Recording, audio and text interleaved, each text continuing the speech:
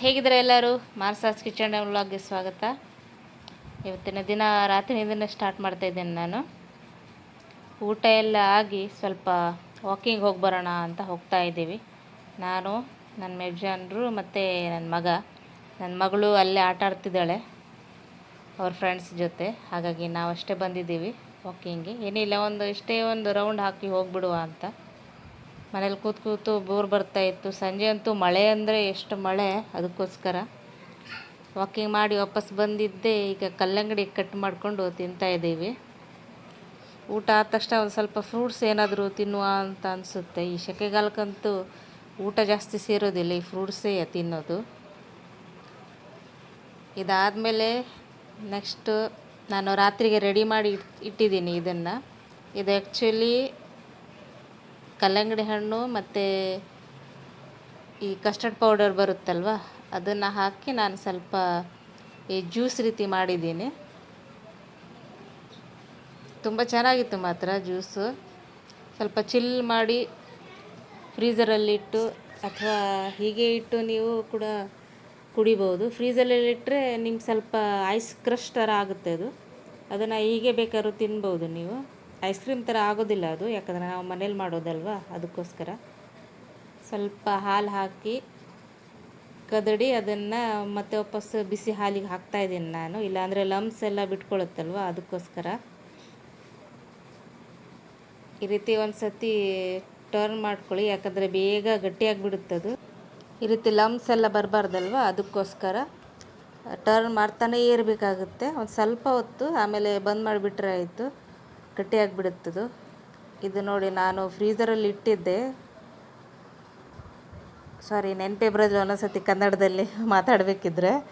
ಏನು ಕಲ್ಲಂಗಡಿ ಹಣ್ಣು, ಅದನ್ನು ಒಟ್ಟಿಗೆ ಸೇರಿಸಿ ನಾನು ಮಿಕ್ಸರಲ್ಲಿ ಗ್ರೈಂಡ್ ಮಾಡ್ಕೊಂಡಿದ್ದೀನಿ. ಈಗ ರೆಡಿಯಾಗಿದೆ ನೋಡಿ, ಸಕ್ಕರೆ ಎಲ್ಲ ಹಾಕಿ ರೆಡಿ ಮಾಡಿ ಇಟ್ಟಿದ್ದೀನಿ. ರ್ಯಾಂಡಮಾಗಿ ತೋರಿಸಿದ್ದೀನಿ ನಾನು ನಿಮಗೆ, ಅಷ್ಟು ಪೂರ್ತಿಯಾಗಿ ತೋರಿಸಿಲ್ಲ ರೆಸಿಪಿನ. ಇದನ್ನು ನಾನು ಈಗ ಫ್ರೀಝರಲ್ಲಿ ಇಡ್ತೀನಿ. ಅದಾದಮೇಲೆ ಸ್ವಲ್ಪ ಅದು ಕ್ರಶ್ ಥರ ಆಗುತ್ತೆ. ಇನ್ನೊಂದು ಸತಿ ಮಿಕ್ಸರಲ್ಲಿ ಗ್ರೈಂಡ್ ಮಾಡಿಕೊಂಡ್ರೆ ತುಂಬ ಚೆನ್ನಾಗಿ ಸ್ಮೂದಾಗಿ ಬರುತ್ತೆ ಅದು.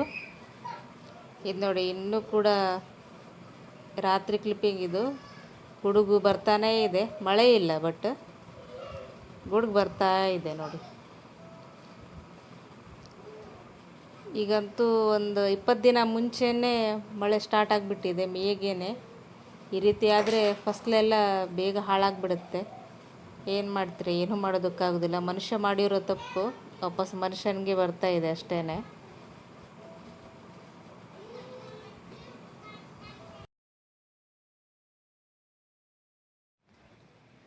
ನೋಡಿ, ನಾನು ಲೈಟ್ ತೆಗೆದಿದ್ದೀನಿ ಹೊರಗಡೆದು, ನಿಮಗೆ ಕಾಣಲಿ ಅಂತ ಹೇಳಿ. ಅಷ್ಟು ಜೋರಾಗಿ ಏನು ಮಿಂಚು ಬರ್ತಾಯಿತ್ತು ನೋಡಿ. ಮಳೆ ಮಾತ್ರ ಇಲ್ಲ, ಮಳೆ ಬಿದ್ದೋಗಿದೆ ಮಧ್ಯಾಹ್ನನೇ. ತುಂಬಾ ಗುಡುಗು ಮಿಂಚು ಭಾಳ ಇತ್ತು.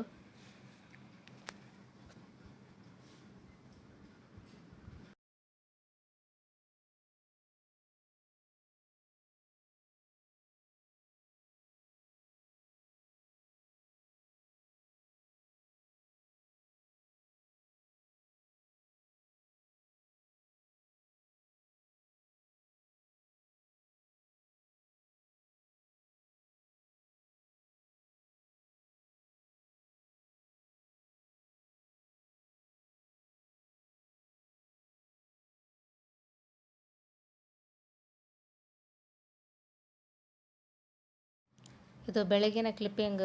ನಾನು ನನ್ನ ಮಗಳಿಗೆ ಸ್ಕೂಲಿಗೆ ಬಿಡೋಣ ಅಂತ ಬಸ್ ಸ್ಟಾಪ್ ಹತ್ರ ಬಂದಿದ್ದೆ. ಬಸ್ ಸ್ಟಾಪ್ ಹತ್ರ ಅಲ್ಲ, ನಮ್ಮ ಮನೆ ಹತ್ರನೇ.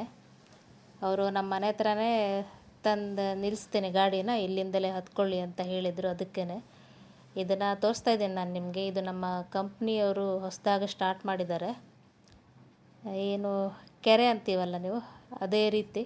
ಇಲ್ಲಿ ಮೊದಲೇ ಖಾಲಿ ಜಾಗ ಇದ್ದಾಗ ನೀರು ನಿಲ್ಕೊಳ್ತಾಯಿತ್ತು ಇಲ್ಲಿ. ಅದಕ್ಕೋಸ್ಕರ ಇಲ್ಲೆಲ್ಲ ಕ್ಲೀನ್ ಮಾಡಿ, ಭಾಳ ದೊಡ್ಡ ಪ್ರಾಜೆಕ್ಟ್ ಇದು ನೋಡಿ. ನಿಮ್ಗೆ ಕಾಣಿಸ್ತಿರ್ಬೋದು, ಫುಲ್ಲು ಕಲ್ಲೆಲ್ಲ ಹಾಕಿ ಮಧ್ಯದಲ್ಲಿ ಹೊಂಡ ಮಾಡಿದ್ದಾರೆ.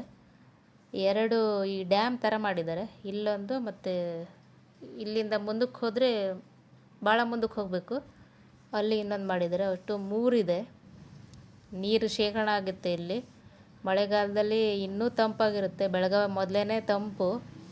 ಇದು ಚಾಲು ಮಾಡಿದ್ರಂತೂ ಮತ್ತೆ ನೋಡ್ದೆ ಬೇಡ, ಹೊರಗಡೆ ಕಾಲಿಡೋದಕ್ಕಾಗೋದಿಲ್ಲ, ಆ ರೀತಿ ಆಗ್ಬೋದು.